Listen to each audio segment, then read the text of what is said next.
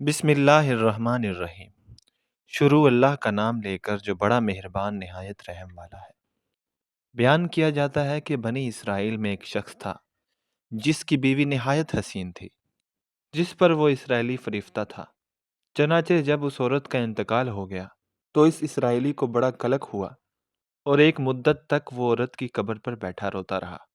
اتفاقاً حضرت عیسیٰ علیہ السلام کا گزر ادھر سے ہوا تو انہوں نے اس اسرائیلی کو پریشان حال دیکھ کر اس کا سبب معلوم کیا۔ جب اسرائیلی نے اپنا واقعہ بیان کیا تو حضرت عیسیٰ علیہ السلام نے دریافت فرمایا، کیا تو چاہتا ہے میں اس کو تیرے لیے زندہ کر دوں؟ اس نے عرض کیا کہ ہاں حضور، میں یہی چاہتا ہوں۔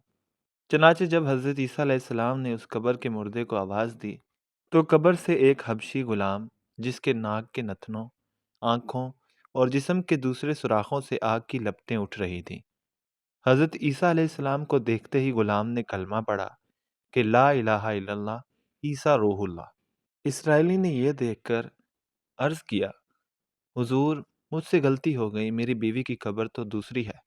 یہ سن کر حضرت عیسیٰ علیہ السلام نے حبشی کو حکم دیا کہ تم اپنی قبر میں واپس ہو جاؤ۔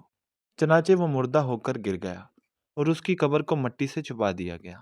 پھر حضرت عیسیٰ علیہ السلام نے اس دوسری قبر کی جانب توجہ فرمائی اور حکم دیا، اے صاحب قبر، اللہ کے حکم سے زندہ ہو جا۔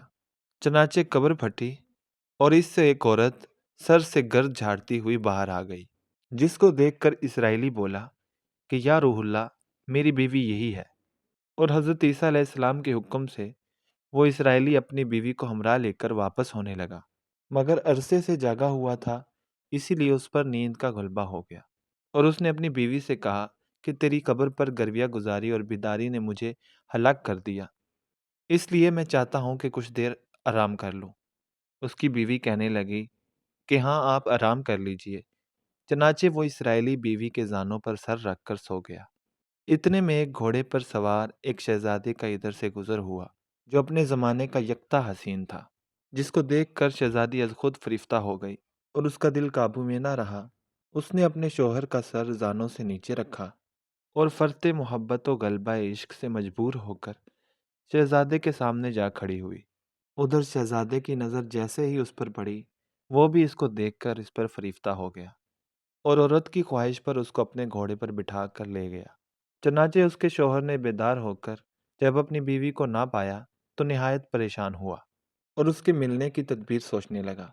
سوچتے سوچتے آخر اس کے نشان قدم پر چل کر اپنی بیوی کو تلاش کر لیا، جو شہزادے کے پاس پہنچ چکی تھی۔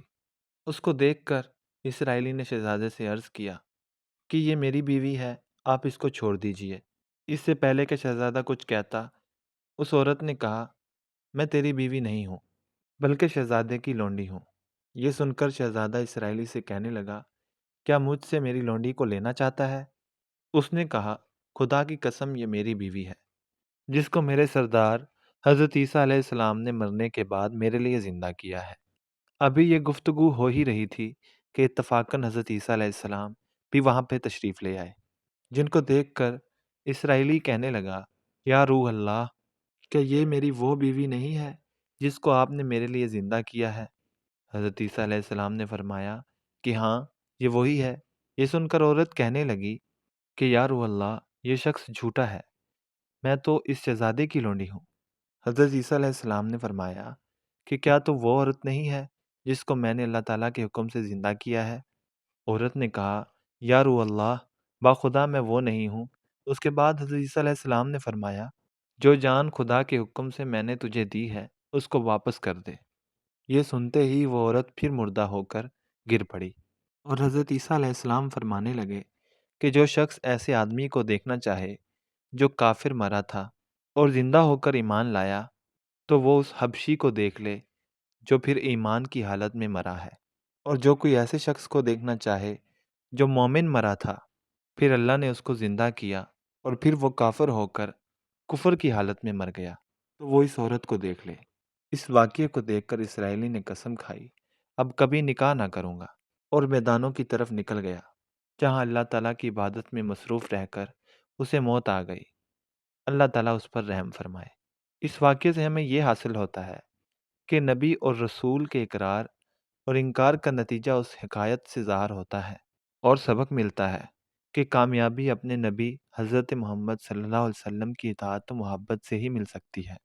چنانچہ ہمیں بھی چاہیے کہ ہر حال میں اپنے نبی کی اطاعت کو سامنے رکھیں، چاہے دل مانے یا نہ مانے، لیکن نبی کریم صلی اللہ علیہ وسلم کے طریقوں کو لازمی اپنایا جائے۔ اللہ تعالی ہمیں اس واقعے سے سبق حاصل کر کے عمل کرنے کی توفیق عطا فرمائے۔ آمین یا رب العالمین۔